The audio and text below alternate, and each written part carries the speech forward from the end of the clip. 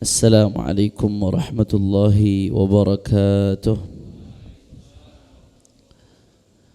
Alhamdulillah, wassalatu wassalamu ala rasulillah Sayyidina Muhammad ibn Abdullah wa ala alihi wa sahbihi wa man walah. Subhanaka la ilma lana illa ma 'allamtana innaka antal alimul hakim. Rabbi shrah li sadri wa yassir li amri wahlul 'uqdatam min lisani yafqahu qawli. Saddid lisani wahdi qalbi bihaqqin nabiy sallallahu alaihi wasallam. Amma ba'd. Para alim ulama, para habaib, para asatid, para kiai, para sesepuh, para tokoh masyarakat, wabil khusus yang sama-sama kita cintai dan kita patuhi, Imam besar Al-Habib Muhammad Rizik bin Husain bin Syihab beserta keluarga besar beliau. Mudah-mudahan Allah menangkan perjuangan beliau dan mudah-mudahan bisa segera kembali ke tengah-tengah kita. Amin ya rabbal. Dan salam penghormatan kepada guru saya, kakak saya Al-Habib Muhammad ibn Husain Al-Attas. Begitu pula Ustaz Adi Alwi, semuanya para asatid di sini yang mudah-mudahan selalu dalam lindungan Allah Subhanahu wa taala. Dan salam penghormatan yang paling istimewa saya hadiahkan kepada segenap hadirin jamaah pengajian bulanan Markas Syariah Petamburan. Ya walaupun dalam keadaan hujan dari tadi, tapi tetap masih ada yang istiqomah. Walaupun jumlahnya agak sedikit menyusut, wajar karena sebagian banyak yang udah mau jalan tapi karena hujan nggak jadi. Mudah-mudahan yang sudah sampai di sini atau yang sudah niat tapi berhalangan semuanya diterima oleh Allah Subhanahu wa taala. Amin ya rabbal alamin. Ahiba'il kiram, biasanya saya membahas kitab Mafahim Yajib an Tusahhah, tapi karena ada satu hal penting yang harus dijelaskan agar tidak terjadi kesalahpahaman di tengah-tengah masyarakat kita, maka pada kesempatan kali ini saya tidak ngaji kitab dulu, tapi akan saya bahas hal yang saat ini sedang menjadi pembahasan hangat di tengah-tengah umat Islam. Saudara, pertama-tama yang perlu kita sadari, nikmat terbesar yang Allah berikan kepada kita adalah nikmatul Islam. Makanya dikatakan alhamdulillahi ala ni'matil Islam wa kafa biha min ni'mah. Puji serta syukur bagi Allah atas nikmat Islam, cukuplah nikmat Islam sebaik-baiknya nikmat. Al-Imam Al-Haddad mengatakan, nahnu fi rawhin wa rahah wa huburin wa istirahah. Ni'matul Islami akbar ni'amin hallat bisaha. Nikmat Islam adalah nikmat yang paling besar yang Allah anugerahkan kepada kita. Saudara, Allah Subhanahu wa taala memberikan berbagai macam nikmat kepada kita umat manusia. Nikmat sehat walafiat, nikmat panjang umur, nikmat kelapangan, nikmat harta, nikmat keluarga. Akan tetapi nikmat-nikmat tersebut Allah berikan kepada hambanya yang dicintai dan kepada hambanya yang tidak dicintai oleh Allah. Harta yang Allah berikan harta bukan cuma hamba yang Allah cintai, hamba yang Allah murkai pun Allah kasih harta banyak, saudara. Panjang umur, bukan cuma hamba yang Allah cintai yang Allah kasih panjang umur, hamba yang Allah murkai pun banyak yang panjang umur, saudara. Sehat walafiat, bukan cuma hamba yang dicintai yang Allah kasih sehat walafiat, hamba yang Allah murkai pun banyak yang sehat walafiat. Akan tetapi ibadallah, khusus nikmatul Islam Allah Subhanahu wa taala tidak memberikannya kecuali kepada hamba-hambanya yang dicintai oleh Allah Subhanahu. Allah pilih nikmat Islam, Allah pilih hanya hamba yang dicintai yang Allah berikan nikmat Islam. Selain hamba yang dicintai tidak diberikan oleh Allah nikmat Islam. Makanya ibadallah, nikmat Islam yang ada di dada-dada kita ini adalah nikmat yang tidak bisa dibeli dengan apapun. Andai kata seseorang Allah berikan nikmat Islam, kemudian Allah Subhanahu wa taala berikan dia harta seadanya secukupnya buat hidup, maka itu adalah nikmat yang luar biasa besar, karena ketika dia meninggal dunia kelak dia akan bahagia selamanya.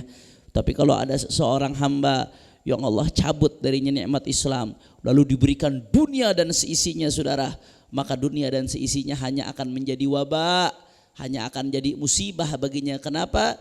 Karena dunia sebentar, ketika dia meninggal dunia akan sengsara selama-lamanya. Na'udzubillah min. Oleh karena itu ibadah Allah, berkaitan dengan nikmat Islam ini Allah Subhanahu wa taala punya aturan. Salah satu aturan Allah, kita sebagai seorang muslim wajib meyakini bahwasanya yang benar cuma Islam. Agama yang benar cuma agama selain Islam tidak benar. Itu keyakinan yang wajib diyakini oleh umat Islam. Hati-hati, beda antara kata-kata yang paling benar dengan yang benar. Saya kurang setuju kalau dikatakan yang paling benar adalah agama Islam. Karena kalau dikatakan pakai paling itu sighah tafdhil. Tafdhil itu berarti ada dua hal yang dibandingkan, tapi dua-duanya masih mengandung sifat tersebut. Sebagai contoh, misalkan saya mengatakan ada dua laki-laki, yang satu namanya Tono, yang satu namanya Tony.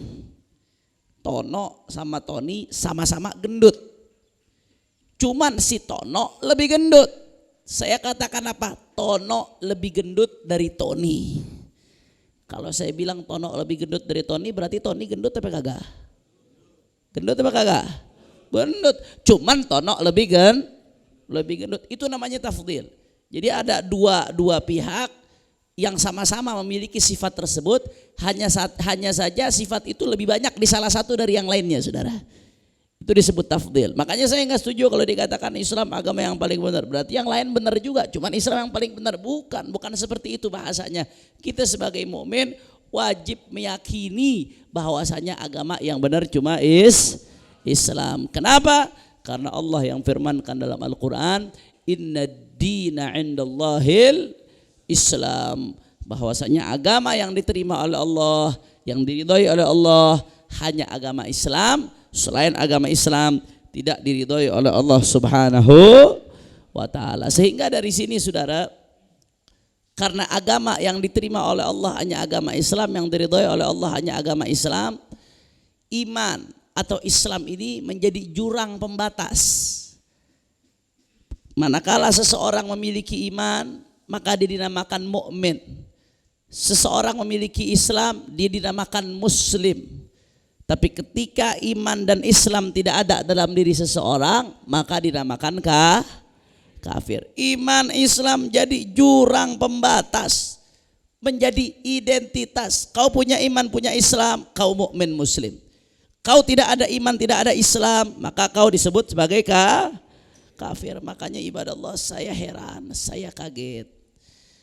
Kemarin umat Islam di Indonesia dikagetkan dengan yang dalam tanda kutip katanya hasil bahsul masail di Munas Nahdlatul Ulama di Banjar, Jawa Barat, saudara.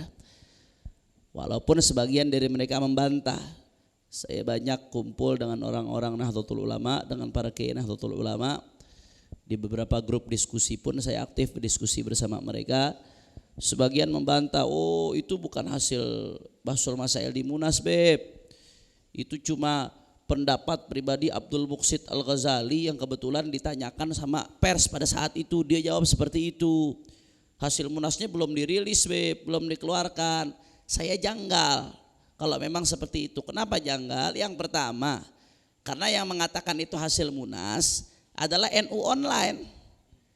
NU Online itu media resmi Nahdlatul Ulama. Kalau bukan hasil Munas, kenapa NU Online menyandarkan keputusan tersebut kepada bahsul masail Munas NU? Beritanya masih ada, filenya masih ada. Walaupun setelah mendapatkan protes keras dari para ulama, dari umat Islam, saya lihat judul beritanya dirubah, saudara. Tapi linknya ketahuan nggak bisa berubah dan isinya tetap sama. Itu tanda tanya. Kalau memang itu bukan hasil Munas, kenapa kok dimuat di media resmi NU dan dinisbatkan kepada Munas NU, hasil Munas NU? Orang non Muslim nggak boleh disebut kafir. tapi disebutnya sebagai muatin, sebagai warga negara katanya statusnya saudara. Itu tanda tanya besar. Dan kalau memang Abdul Muhsin Ghazali ini catut nama NU, kenapa nggak ada klarifikasi resmi dari NU? Kenapa nggak ada sanksi untuk orang ini karena mencemarkan nama baik NU? Dan yang lebih besar lagi pertanyaan saya, kalau memang ini bukan pandangan Monas NU, kenapa Said Agil membenarkan pandangan tersebut bahkan memberikan pembelaan? Seperti yang tadi dikutip oleh Habib Muhammad, katanya selama di Madinah Rasulullah nggak pernah menyebutkan kafir. Oh itu jelas-jelas di Piagam Madinah saudara. Di Piagam Madinah jelas sharih Rasulullah mengatakan kafir. Bahkan di situ Rasulullah mengatakan nggak boleh seorang mukmin dibunuh gara-gara orang kafir, dan nggak boleh kita membantu orang kafir membunuh orang mukmin. Jelas kata-katanya saudara. Dia melakukan pembelaan, berusaha mencari legitimasi, mencari dalil, mencari pembenaran. Ini ketua umum nggak sembarangan saudara. Kalau memang itu bukan hasil, kenapa itu diungkapkan? Dan kalau memang itu bukan hasil, kenapa kok PDIP memuji hasil tersebut? Nggak ada klarifikasi saudara. PDIP begitu dengar ada hasil tersebut, oh girang luar biasa dipuji. Ini hasil Munas NU yang mengatakan non muslim tidak boleh disebut kafir. Ini adalah visioner, bagus, cocok dengan roh kebangsaan kita. Wah, Masya Allah. Jadi janggal kalau mau dikatakan ini bukan hasil Munas. Dan Abdul Muhsin Ghazali sendiri ketika diklarifikasi oleh salah satu kawan kami, kenalan kami, diklarifikasi langsung ke Abdul Muhsin Ghazali. Abdul Muhsin Ghazali ini salah satu aktivis JIL, dedengkot JIL. Dia ini termasuk dedengkot JIL yang sering membenarkan pandangan liberalnya dengan kitab-kitab kuning saudara. Ini yang rada bahaya nih. JIL kalau yang gak ngerti kitab kita enak ngadepinnya, tapi JIL yang ngerti kitab nih yang agak repot nih. Dia suka membenarkan pandangan-pandangannya dengan mengutip kitab-kitab kuning. Dia aktivis JIL, tapi sayangnya sekarang mendapatkan posisi kalau nggak salah wakil ketua umum lembaga Bahsul Masail Nahdlatul Ulama kalau tidak salah. Jadi dapat posisi strategis saudara. Nah, jadi ketika Abdul Muhsin Ghazali diklarifikasi pun kata dia apa? Loh itu kan sudah diresmikan di pleno NU, katanya di pleno, rapat pleno. Dia mengatakan seperti itu. Jadi saya janggal ketika ada serangan habis-habisan dari umat Islam protes, para kiai NU di bawah protes, baru ada respon mengatakan oh itu bukan hasil Munas NU dan lain sebagainya. Jangan, tolong, jangan bohongi umat, katakan apa adanya. Kalau memang betul NU tidak berpendapat demikian, NU wajib untuk klarifikasi secara lugas, secara tegas, secara gamblang sehingga umat tidak dibuat bingung, betul? Nah, makanya ibarat Allah di sini saya janggal, kenapa kok harus diributkan? Bagi status warga dalam konteks kewarganegaraan katanya.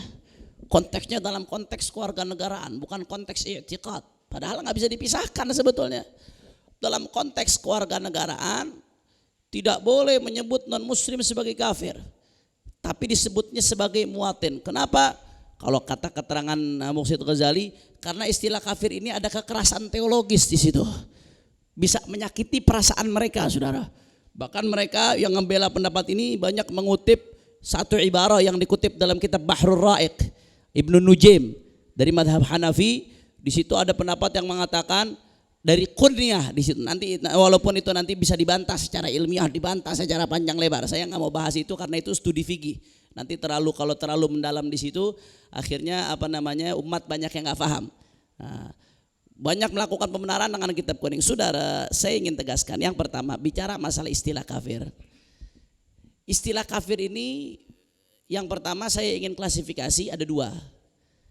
Ada kalanya ketika ditujukan kepada sesama muslim.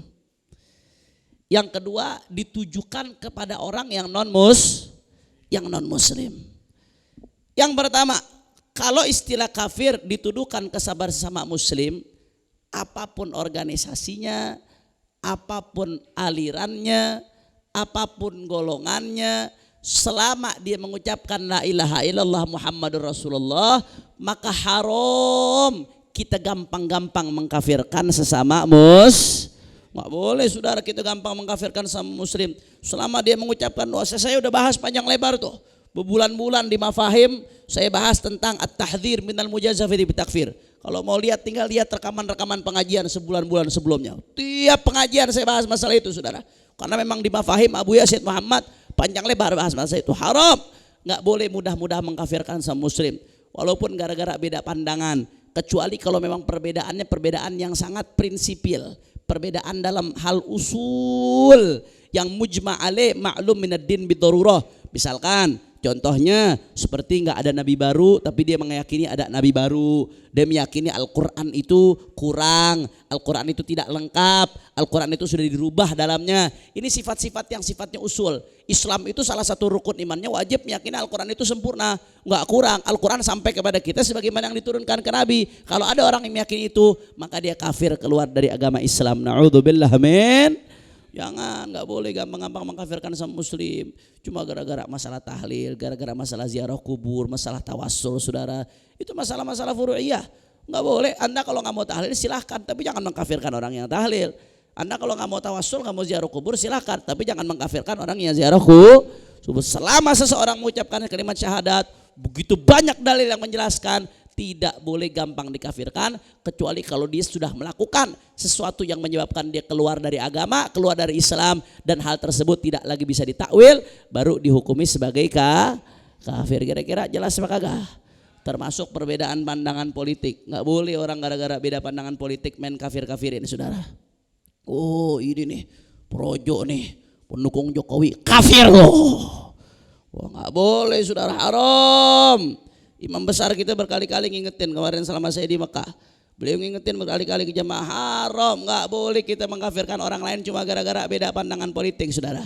Ya, menurut kita wajib menumbangkan rezim zalim. Haram hukumnya milih rezim zalim. Akan tetapi seseorang melakukan yang haram nggak sampai jadi kafir, saudara. Nggak boleh kita kafirkan gara-gara hal tersebut. Menurut pandangan kita, menurut ijtihad kita dia salah. Tapi nggak boleh sampai kita kafirkan gara-gara beda pandangan politik. Kira-kira sampai sini jelas atau tidak? Jadi kata-kata kafir kalau disematkan kepada muslim tidak boleh mudah-mudah mengkafirkan sama muslim sampai betul-betul ada kejelasan. Itu pun yang menghukumi bukan kita, yang menghukumi ulama seseorang statusnya masih muslim atau tidak, yang menghukumi qadha, yang menghukumi orang yang betul-betul ahli sehingga tidak salah dalam menghukumi seseorang muslim menjadi kafir. Alhamdulillah. Itu yang pertama, saudara. Kemudian yang kedua, kata-kata kafir ketika disematkan kepada non-muslim. Kalau tadi disematkan kepada muslim hukumnya haram, kita gampang mengkafirkan sesama muslim. Tapi kalau disematkan kepada non-muslim hukumnya jadi wajib, saudara. Bahkan saya pernah baca ungkapan dari Qadhi Iyad. Nah, saya pernah baca ibarat, bukan yang ini yang saya maksud. Saya pernah baca ibarat dan itu ajaran Ahlus Sunnah wal Jamaah. Seseorang yang ragu, dia mengatakan Nasrani ini bukan kafir, Yahudi ini bukan kafir, ragu terhadap kekafiran Nasrani, padahal dia nggak beriman sama Nabi Muhammad. Maka orang yang ragu terhadap kekafiran Nasrani atau mengatakan Nasrani tidak kafir, maka naudzubillah min dzalik, hukumnya orang seperti ini bisa kafir. Kenapa? Karena dia sama saja membenarkan keyakinan yang menganggap Nabi Muhammad SAW bukan Nabi yang diutus. Tidak perlu beriman kepada Nabi. Seseorang kalau menganggap keyakinan tersebut benar, maka dia keluar dari agama Allah Subhanahu wa ta'ala. Jadi sebaliknya, ketika disematkan kepada muslim, nggak boleh gampang-gampang mengkafirkan.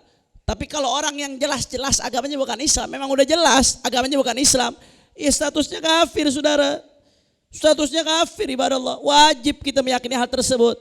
Dan istilah kafir ini datangnya bukan dari manusia, datangnya bukan dari habaib, datangnya bukan dari kiai, datangnya bukan dari ustadz, tapi istilah kafir datangnya dari Allah Subhanahu wa ta'ala. Bahkan saya baca dalam salah satu keterangan, saudara, kata-kata kafir atau al-kufru wa mustaqqatuha, kata-kata kufur dan kata-kata yang berkaitan dengan kufur. Kafir, kufar, kafur, kafirun, saudara. Kata-kata kafaru bentuk fiil. Kata-kata yang berkaitan dengan kufur ini di Al-Quran ada lebih dari 600 kata, saudara. Saking banyaknya di Al-Quran, Allah yang mengungkapkan.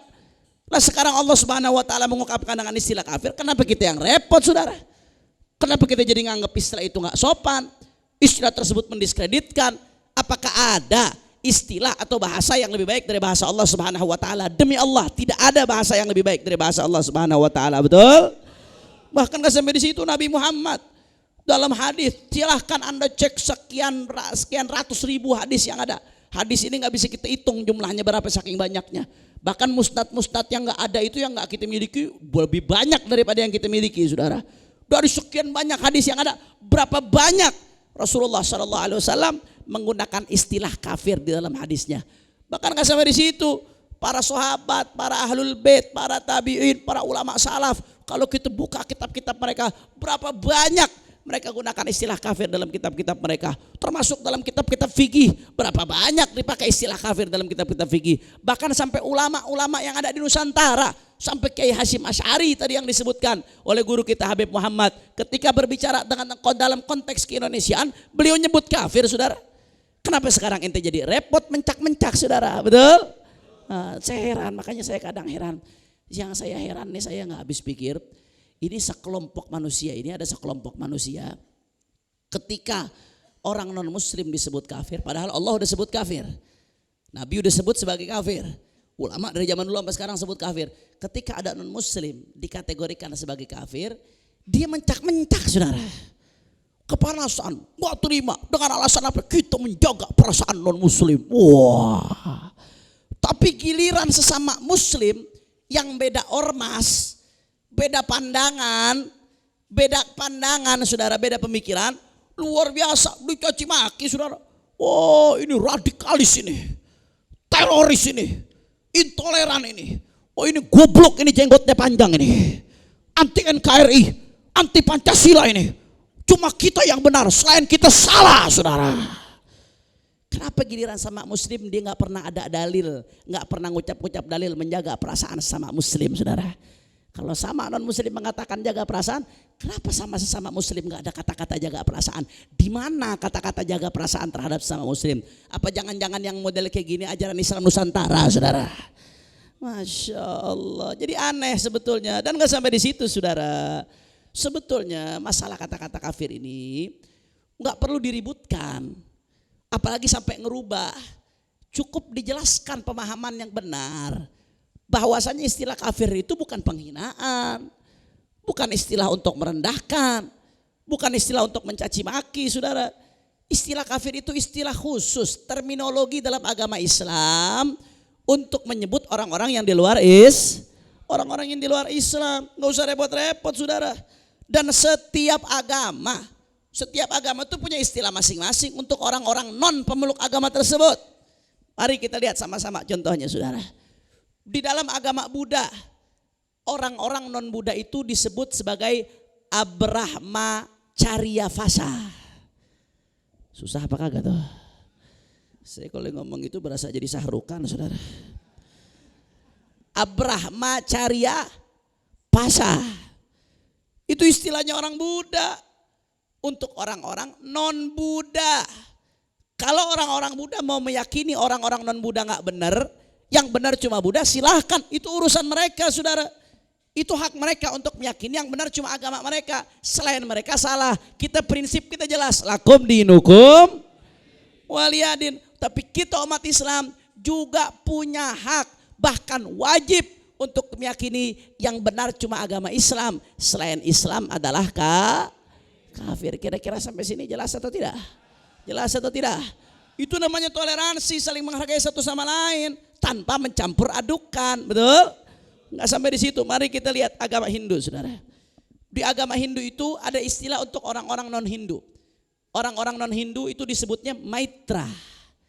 Jadi ini jamaah pengajian Petamburan nih, orang-orang Islam disebutnya Maitra, saudara.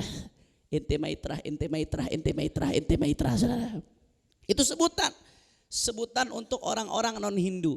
Kalau orang Hindu pengen meyakini bahwasanya yang benar cuma Hindu, selain Hindu adalah salah. Selain Hindu adalah salah, selain Hindu Maitra, bukan Hindu. Bagi mereka selain Hindu tidak benar. Itu hak mereka, saudara. Prinsip kita lakum dinukum waliyadin, silakan, bagiku agamamu, bagimu agamamu. Kau mau meyakini agamamu yang benar, silakan, itu urusanmu. La ikraha fiddin, Islam gak pernah memaksa seseorang untuk masuk Islam. Kalau masuk Islam itu harus dengan hati yang terima, hati yang tenang, hati yang lapang. Gak boleh ada paksaan saudara dalam masuk Islam. Enggak, kita gak maksa kalian untuk memahami kebenaran Islam. Silahkan, kalau kalian meyakini kebenaran agama kalian, itu urusan kalian. Tapi kami punya prinsip, yang benar cuma Islam. Selain Islam adalah kira-kira jelas atau tidak? Insya Allah. Dan saudara, nggak sampai di situ. Kalau kita mau perhatikan lebih dalam, sebenarnya seperti tulisan yang saya tulis, mungkin sebagian udah nerima stikernya saudara. Saya semalam buat tulisan, kalau kita mau merenung lebih dalam, memahami lebih dalam, sebetulnya istilah kafir ini istilah yang paling halus saudara. Kenapa saya katakan istilah kafir ini istilah yang paling halus? Karena ibadah Allah, kafir itu adalah bahasa Arab. Diambil, ini coba tolong pahamin ini, kayaknya mic kedengeran sampai ke gereja nih kelihatannya deh. Nah biar orang-orang yang ada di sana nggak salah paham. Kita bukan untuk menghina, menjelaskan. Ini adalah ilmu agama saudara. Istilah, jangan salah paham. Istilah kafir itu bahasa Arab, diambil dari kata-kata kafaro. Kafaro ini dalam bahasa Arab sebagaimana disebutkan dalam Lisanul Arab Ibnul Mandur. Ini salah satu kitab rujukan bahasa yang diakui oleh ulama dunia saudara. Lisanul Arab Ibnul Mandur. Kita kadang-kadang kalau bikin bahas, kalau ngutip arti bahasa Arab dari kitab-kitab mutaakhirin suka ditolak sama ulama. Tapi kalau ngambil dari Lisanul Arab Ibn Mandur, kemudian Al-Qamus, Al-Muhit saudara, oh itu kitab-kitab rujukan bahasa Arab yang diakui oleh ulama. Dalam Lisanul Arab Ibn Mandur disebutkan bahwasanya kata-kata kafaro itu artinya adalah ghatta yughatti taghtiyatan. Artinya menutup. Kenapa kok kafir dibilang menutup? Iya, karena orang yang kafir yang tidak mau dengan Islam, dia seakan-akan telah menutup dirinya dari Islam. Menutup dirinya dari kebenaran Islam. Menutup dari dirinya dari kebenaran nubuwah Nabi Muhammad. Menutup dirinya dari kebenaran keesaan Allah Subhanahu, sehingga ketika dia menutup dirinya dari Islam, dia disebut kafir atau disebut bukan muslim, disebut kafir saudara. Ketika dia menutup kebenaran diri aslinya, dia bukan muslim. Jelas sebetulnya bahasanya santun sopan. Mari kita dari mana kita bisa tahu bahwasanya kata-kata menutup kafir ini artinya menutup itu sopan. Kita bisa tahu kalau kita bandingkan dengan istilah agama lain saudara. Coba kita lihat, kita bandingkan dengan istilah agama Nasrani. Di dalam agama Nasrani, orang-orang yang non Nasrani disebut domba-domba tersesat saudara. Jadi ente-ente ini yang ngaji di sini dari rumah ngaji tersesat nyasar ke Petamburan saudara. Domba-domba tersesat. Istilah untuk orang-orang non Nasrani. Itu bebas, itu istilah mereka. Terminologi kita gak perlu marah saudara. Mereka punya hak, mereka bebas untuk meyakini yang benar cuma Nasrani. Itu hak mereka. Yang benar cuma Nasrani. Selain Nasrani adalah domba-domba tersesat. Selain Nasrani tidak benar. Yang benar cuma Nasrani. Itu hak mereka. Kita gak boleh maksa mereka untuk meyakini kebenaran Islam. La ikraha fiddin, qad tabayyana rusydu minal ghayy. Tapi kita umat Islam punya prinsip lakum dinukum. Kita punya prinsip umat Islam, cuma Islam yang benar, selain Islam adalah kira-kira jelas atau tidak? Sekarang saya mau tanya jamaah, jawab yang jujur. Lebih halus mana? Kafir apa domba tersesat? Lebih halus mana? Lebih sopan mana? Kafir apa domba tersesat? Lebih santun mana? Kafir apa domba tersesat? Selesai. Buat apa diributin saudara? Ini bukan menghina kok, bahasa halus, terminologi untuk orang yang non muslim. Justru kalau ada orang non muslim kita bilang bukan kafir, mestinya dia tersinggung. Berarti kita paksa dia jadi orang Islam saudara. Betul. Jadi jangan diputar-putar, yang kelihatannya toleran justru itu yang intoleran ibadah Allah. Istilah-istilah agama Islam yang kelihatannya dianggap intoleran, justru itu yang betul-betul menjunjung tinggi toleransi. Alhamdulillah. Mari kita bandingkan lagi dengan istilah agama lain. Dalam agama Yahudi itu ada istilah untuk orang-orang non Yahudi. Apa istilahnya? Ghaim. Istilah untuk orang-orang non Yahudi adalah ghaim. Apa artinya ghaim? Ghaim itu makhluk non manusia. Jadi bukan manusia saudara. Bahkan saya baca satu keterangan, baca satu artikel, Di Talmud itu, bahkan di Talmud, di kitabnya orang Yahudi yang sekarang dipakai, saudara, di Talmud itu ada keterangan orang-orang non Yahudi itu disebutnya babi, saudara. Babi. Jadi saya non Yahudi, saya babi, saudara. Itu ada keterangan seperti itu. Tapi oke lah, terlepas dari itu kita pakai istilah goyim. Babi mungkin terlalu frontal, kita pakai istilah goyim. Goyim makhluk non manusia, bukan manusia, saudara. Kalau orang yang Yahudi mau meyakini cuma Yahudi yang benar, selain Yahudi salah, itu hak mereka. Mereka punya hak untuk meyakini cuma Yahudi yang benar. Selain Yahudi adalah ghaib. Selain Yahudi tidak benar. Kebenaran hanya ada pada kami. Prinsip kita lakum dinukum waliyadin, bagiku agamaku, bagimu agamamu. Tapi kita sebagai umat Islam, kita punya kewajiban untuk meyakini bahwasanya yang benar cuma Islam. Selain Islam kah? Selain Islam kah? Kira-kira sampai sini jelas atau tidak? Sekali lagi saya mau tanya, jawab yang jujur sama-sama. Kalau begitu, mana yang lebih santun, goyim atau kafir? Mana yang lebih halus, goyim atau kafir? Mana yang lebih sopan, goyim atau kafir? Kafir, saudara. Jadi nggak perlu ribut. Istilah yang didatangkan oleh Allah Subhanahu Wa Taala itu udah sebaik-baiknya istilah, sebaik-baiknya perumpamaan, dan dari dulu sampai sekarang para ulama nggak ada yang rubah-rubah istilah tersebut.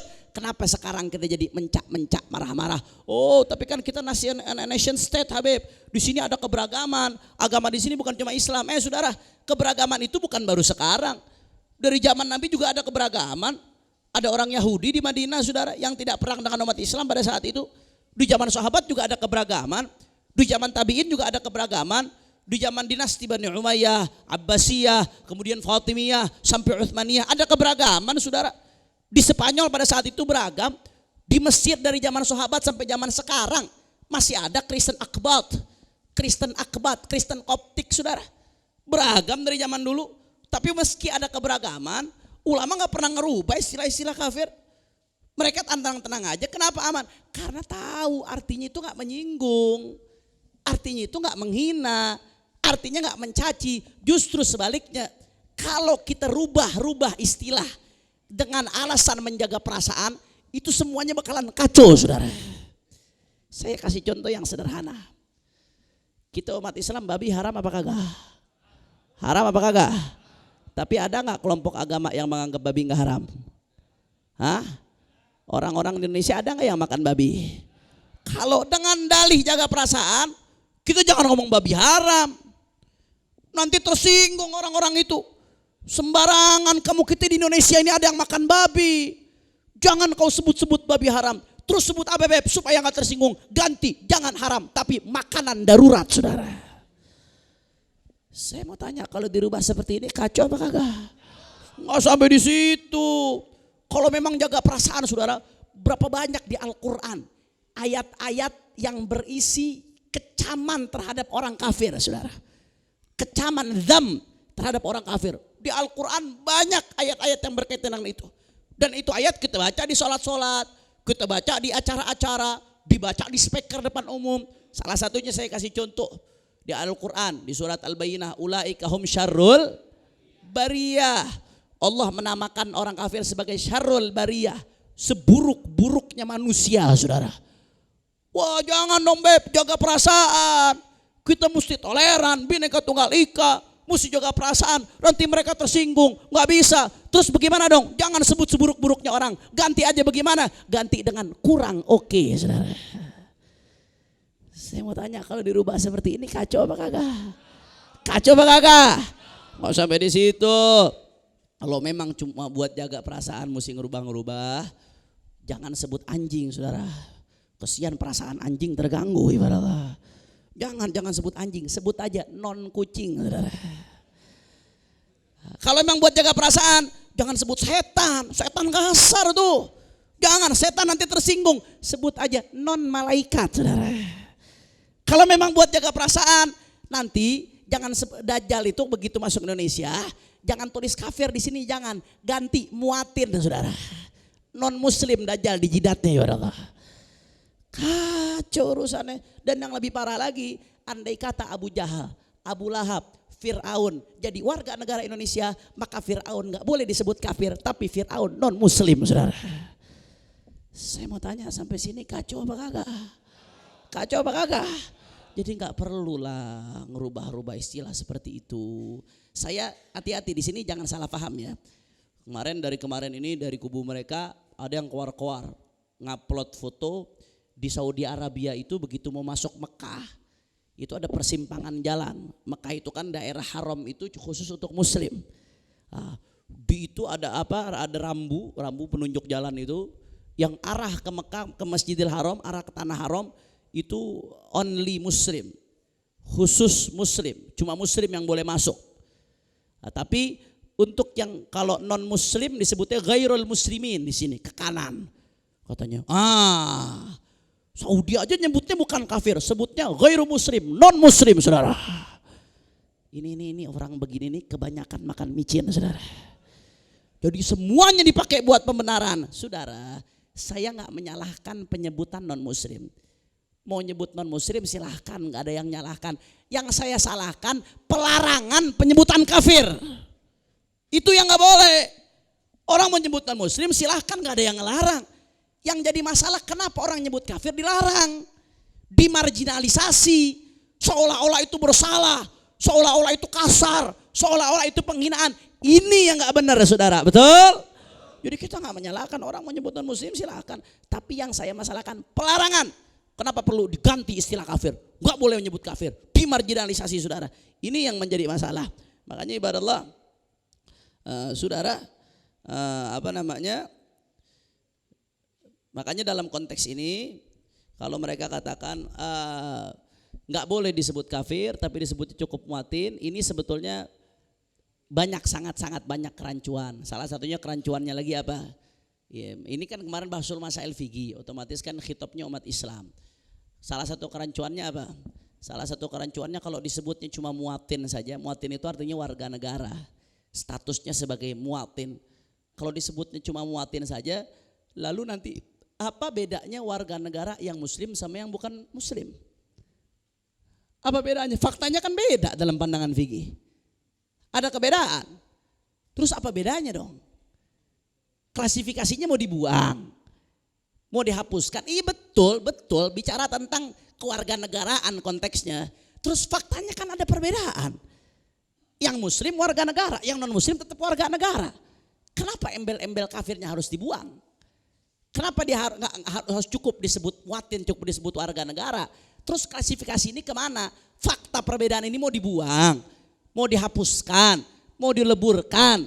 Makanya ibadah Allah, ini menurut saya ini sangat janggal, sangat janggal. Bahkan saudara, saya khawatir, saya memiliki kekhawatiran, tapi kekhawatiran ini sangat berdasar. Orang khawatir boleh apa kagak? Boleh khawatir? Saya sangat khawatir, saudara.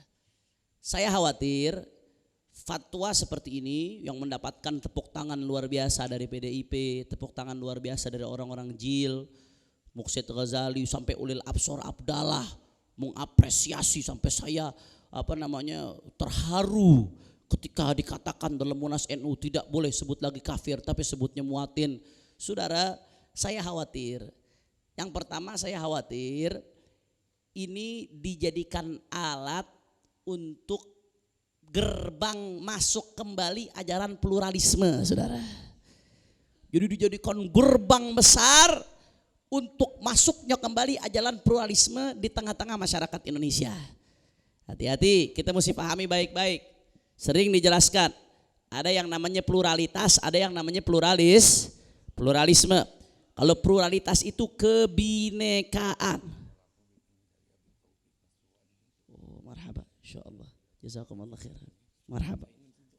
Nah, insyaallah. Nah, ada pluralisme, ada pluralitas. Kalau pluralitas itu diakui oleh Islam. Apa maksudnya pluralitas? Pluralitas itu adalah kebinekaan. Walaupun kita satu negara, tapi kita macam-macam. Ada yang Muslim, ada yang Hindu, ada yang Buddha, ada yang Konghucu, ada yang Katolik, ada yang Protestan. Itu namanya kebinekaan, saudara. Itu pluralitas. Itu diakui oleh Islam. Islam gak memaksa. Enggak memaksa semuanya harus melakukan benar Islam. Enggak, lakum dinukum waliyadin. Pluralitas, macam-macam. Selama mereka enggak ganggu, kita enggak ganggu mereka, saudara. Betul? Itu namanya pluralitas. Itu diakui dalam Islam. Pluralitas. Ya walaupun makanya istilah kafir ini bukan untuk memusuhi, tapi walaupun mereka kafir, kita tetap ada kewajiban untuk berbuat baik selama mereka tidak menjahati kita, selama mereka tidak menyakiti kita, maka nggak boleh kita menyakiti mereka. Hadis-hadisnya jelas bagaimana Rasulullah SAW melarang kita memperlakukan non muslim dengan perlakuan yang tidak baik selama mereka berbuat baik dengan kita. Itu yang pertama. Yang kedua, pluralisme. Apa itu pluralisme? Pluralisme adalah sebuah isme. Isme ini adalah pemahaman kelompok, firqah. Saudara, isme. Sebuah pemahaman, sebuah kelompok, sebuah aliran kepercayaan yang meyakini bahwasanya semua agama itu sama. Berapa banyak orang liberal kita yang berbicara tentang pluralisme, saudara, dalam artian ini. Oh, kalau dikumpulin banyak bukti-buktinya, statement orang-orang liberal yang mengatakan semua agama itu sama. Apapun agamanya, maka dia bisa masuk surga. Yang penting dia berbuat baik. Nggak harus jadi Islam untuk masuk surga. Semua agama itu sama. Jangan menyalahkan satu sama lain. Ini namanya pluralisme. Pluralisme ini haram, saudara. MUI sudah memfatwakan dengan jelas dan gamblang. Pluralisme, sekularisme, liberalisme yang disebut dengan sepilis haram. Itu adalah keyakinan yang sesat dan menyesatkan. Na'udzubillah min. Nah, saya takut penghapusan kafir dalam konteks kewarganegaraan ini menjadi gerbang besar untuk masuknya paham pluralisme ke tengah-tengah masyarakat kita, saudara. Akhirnya akidah umat Islam jadi kacau. Akhirnya akidah umat Islam jadi campur aduk. Yang jadi korbannya siapa? Yang jadi korbannya nanti anak cucu kita. Na'udzubillah min. Mudah-mudahan anak cucu kita dilindungi akidahnya oleh Allah Subhanahu wa taala. Kemudian yang kedua yang saya khawatirkan. Saya khawatir penghapusan status kafir dalam konteks kewarganegaraan ini akan menjadi gerbang untuk pembolehan kepemimpinan kafir di wilayah mayoritas muslim, saudara. Dan ini arahnya kelihatan betul karena statusnya konteksnya kewarganegaraan. Konteksnya kewarganegaraan, saudara. Artinya haknya sama, kewajibannya sama, termasuk dalam kepemimpinan nanti. Karena dalam konteks kewarganegaraan, dalam kacamata warga negara, dalam kacamata negara, dalam kacamata agama, kami sudah memutuskan ini statusnya muatin. Berarti dia sama, nggak boleh dibeda-bedakan, saudara. Arahnya ada ke situ, saudara. Karena semenjak Ahok kalah, Ahok dulu itu mereka kalau Ahok menang kemarin, andai kata Ahok menang di Jakarta, itu akan jadi contoh di berbagai daerah. Bahwasanya umat Islam nggak menolak kepemimpinan kafir. Buktinya Ahok bisa menang di wilayah mayoritas muslim, saudara. Itu akan jadikan contoh di mana-mana, saudara. Tapi begitu Ahok kalah di Jakarta, runtuh ini, saudara. Rembet ke berbagai daerah, termasuk Kalimantan Tengah. Kalimantan Tengah 2 periode dipimpin kafir. Kafir keras lagi, teras narang, saudara. Dulu ulama-ulama kita pimpinan DPP FPI hampir dibunuh di Kalimantan Tengah. Begitu turun mendarat di bandara, orang-orang sudah pakai tombak, saudara. Ratusan orang udah pakai tombak, pakai panah, sudah ada di bandara pengen bunuh pimpinan DPP FPI, saudara. Luar biasa Kalteng, 2 periode dipimpin oleh yang seperti ini, saudara. Begitu ada kejadian Jakarta, semangat Jakarta nular ke Kalimantan Tengah. Sekarang gubernur Kalimantan Tengah adalah muslim, bahkan wakilnya dari kalangan habaib. Alhamdulillah. Nggak sampai di situ, Kalimantan Barat 2 periode dipimpin sama Cornelis, kafir, saudara. Udah gitu ngata-ngatain umat Islam. Ada buktinya.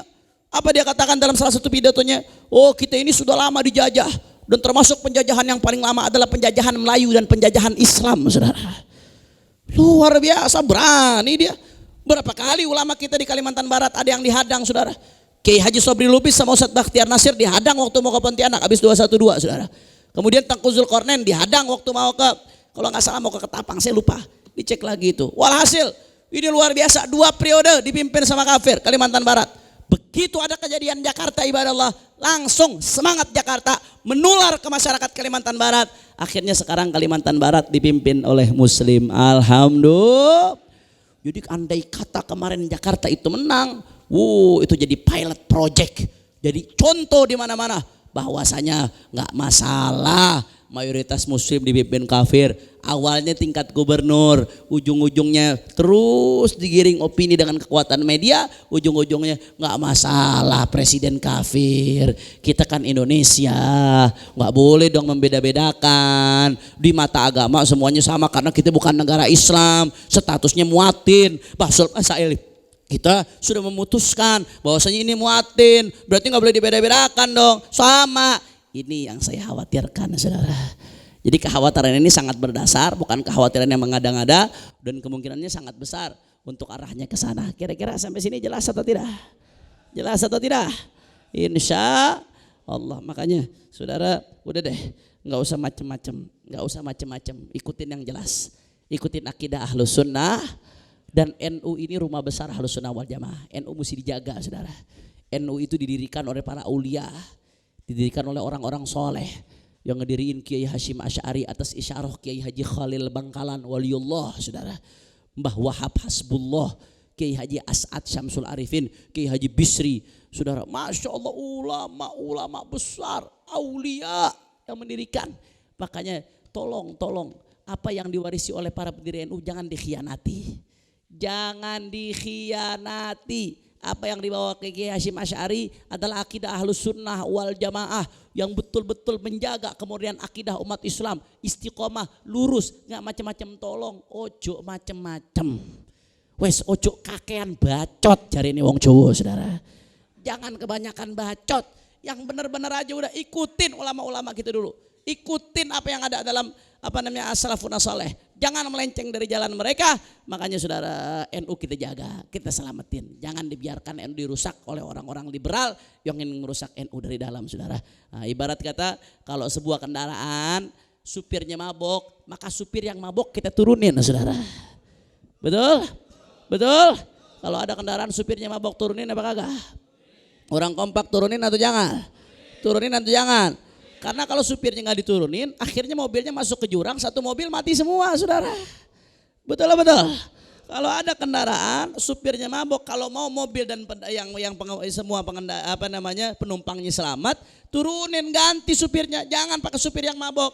Kalau supirnya nggak mau diganti, ya kita turun dari kendaraan itu, saudara. Betul.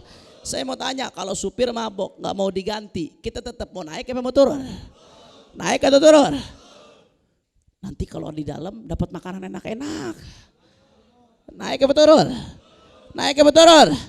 Nanti kalau di dalam dapat fasilitas, naik apa turun? Nanti kalau di dalam dapat duit, naik apa turun? Ini kendaraan gratis, naik atau turun? Yakin? Betul. Daripada nyungsep ke jurang, mendingan kita turun, saudara. Betul. Makanya selamatkan Nahdlatul Ulama. Jaga Nahdlatul Ulama. Nahdlatul Ulama adalah warisan para aulia. Nahdlatul Ulama adalah warisan orang-orang soleh. Jangan sampai Nahdlatul Ulama digerogoti oleh para pengkhianat, para liberal, para sekuler, dan aliran-aliran lainnya yang melenceng dari pemikiran Ahlus Sunnah wal Jamaah. Makanya sekali lagi saya tanya semua yang ada di sini, umat Islam siap bersatu? Siap jaga Islam? Siap jaga Ahlus Sunnah wal Jamaah? Siap turunkan supir yang mabok? Takbir! Sallu ala Nabi. Allahumma salli wa sallim wa barik alaih. Dan itu yang terakhir yang ingin saya jelaskan, saudara. Kemudian sebelum saya tutup, saya ingin mengingatkan saudara bahwasanya terkait imam besar kita. Saya mau tanya, jawab yang jujur, jamaah Majelis Ta'lim Markas Syariah. Jawab yang jujur, kangen gak sama imam besar? Yakin? Betul? Pengen imam besar pulang? Benar? Saudara, kalau anda kangen sama imam besar, beliau jauh lebih kangen lagi ke kita, ke umat Islam di Indonesia, saudara. Mudah-mudahan beliau panjang umur, sehat walafiat. Akan tetapi masalahnya beliau sudah lama pengen pulang ke Indonesia. Cuman status beliau dicekal, saudara. Jadi beliau dicekal, nggak bisa keluar Indonesia. Saya seminggu yang lalu, tepat hari Senin yang lalu, saya baru pulang dari Makkah Al-Mukarramah. Saya 2 minggu bersama beliau kemarin. Mudah-mudahan semua yang ada di sini bisa umrah, bisa haji, bisa ziarah Nabi Muhammad. Kalau umrah pakai travelnya marhaban, saudara. Sekalian promosi dikit. Saudara, saya tahu betul bagaimana keadaan beliau. Beliau pengen pulang ke Indonesia, tapi statusnya dicekal. Kok kenapa bisa dicekal? Dicekalnya udah cukup lama, udah hampir setahun dicekal itu, udah lumayan lama dicekal itu, sudah lumayan lama. Kenapa kok bisa dicekal, Habib? Jadi awal mulanya tadinya beliau nggak ada masalah di Saudi, bisa mau keluar ke Turki, beliau sempat ke Turki, ke Maroko, ke Yaman, ke Hadramut. Waktu anak saya lahir beliau hadir akikah di Yaman pada saat itu. Sebelumnya nggak ada masalah mau keluar. Akan tetapi saudara, nggak lama kemudian akhirnya tahu-tahu beliau dicekal. Kenapa bisa dicekal? Jadi ada intelijen yang nakal, intelijen busuk dari negeri kita, dari Indonesia, yang mengirimkan informasi yang sesat, menyesatkan, fitnah ke intelijen yang ada di sana, saudara. Jadi Habib Rizik dengan segala data-data yang ada mereka kirim, difitnah Habib Rizik ini jaringan teroris internasional. Hati-hati, Habib Rizik ini pendana terorisme, Habib Rizik ini pendukung setia ISIS, saudara. Habib Rizik ini bla bla pencuci uang, Habib Rizik ini koruptor itu pada datang ke dia pada ngasih wah bla bla bla, fitnah luar biasa, saudara. Sampai akhirnya beliau di sana dapat masalah, sampai akhirnya beliau dicekal. Innalillahi. Sampai sempat dikerangkeng pada saat itu, saudara, masuk ke mobil, dibawa, saudara, sempat karena ada fitnah seperti ini pada saat itu. Tapi alhamdulillah akhirnya beliau melawan. Beliau melawan dengan perlawanan hukum. Sebenarnya pemerintah Saudi nggak ada masalah, pemerintah Saudi luar biasa, sangat baik pemerintah Saudi perlakuannya. Tapi karena ada fitnah seperti ini, otomatis yang namanya sebuah negara, ayo waspada, ada informasi masuk seperti ini, saudara. Ada apa ini? Akhirnya beliau melawan dengan perlawanan hukum dengan jalur formal. Akhirnya alhamdulillah Allah berikan kemenangan beliau. Pemerintah Saudi percaya ini fitnah. Akhirnya cekal tersebut sempat dicabut. Alhamdulillah. Akhirnya cekal baru dicabut. Enggak lama, saudara. Enggak lama setelah cekal dicabut, enggak lama belum sempat pulang. 212 reuni akbar 212 pada saat itu. Reuni akbar 212 sukses. Yang hadir 10 juta orang lebih pada saat itu, saudara. Nah, suksesnya reuni akbar 212 dengan 10 juta orang lebih ini bikin ada orang-orang sebagian yang kebakaran jenggot, saudara. Tapi dia nggak punya jenggot, kebakaran ubun-ubun, saudara. Kebakaran, panik luar biasa. Ada yang panik,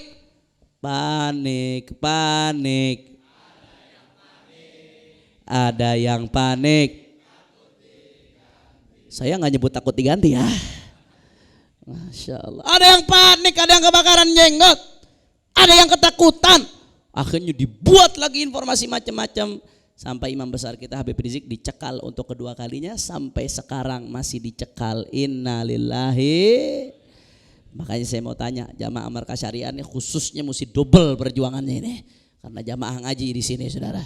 Saya mau tanya sekali lagi, jawab yang jujur, pengen Habib Rizik pulang? Yakin? Betul? Kalau Habib Rizik pulang, kita mesti berjuang untuk kepulangan beliau. Bagaimana caranya kita berjuang untuk kepulangan beliau? Harus ada gerakan besar-besaran, saudara. Gerakan besar-besaran di dunia maya atau gerakan besar-besaran di dunia nyata. Karena pencekalan beliau tidak bisa pulang, ini adalah pelanggaran hak asasi manusia, saudara. Jadi beliau udah difitnah di sini, dibikin kasus rekayasa sedemikian rupa. Beliau akhirnya hijrah, menyelamatkan diri, bersiasat untuk menghindari serangan musuh ini. Begitu sampai ke sana difitnah, takut, begitu mau pulang dicekal, saudara. Jadi luar biasa ini, luar biasa. Ini perlu ada, ini pelanggaran hak asasi manusia. Ini pelanggaran hak sebagai warga negara, pelanggaran kebebasan sebagai warga negara. Ini pelanggaran undang-undang dasar. Makanya harus ada gerakan besar-besaran dari masyarakat umat Islam khususnya, dan lebih khusus lagi yang mencintai beliau. Gerakan yang pertama, saudara, gerakan yang pertama ibadah Allah di media sosial, di dunia maya. Begitu juga yang kedua di dunia nyata. Di dunia maya gimana caranya itu?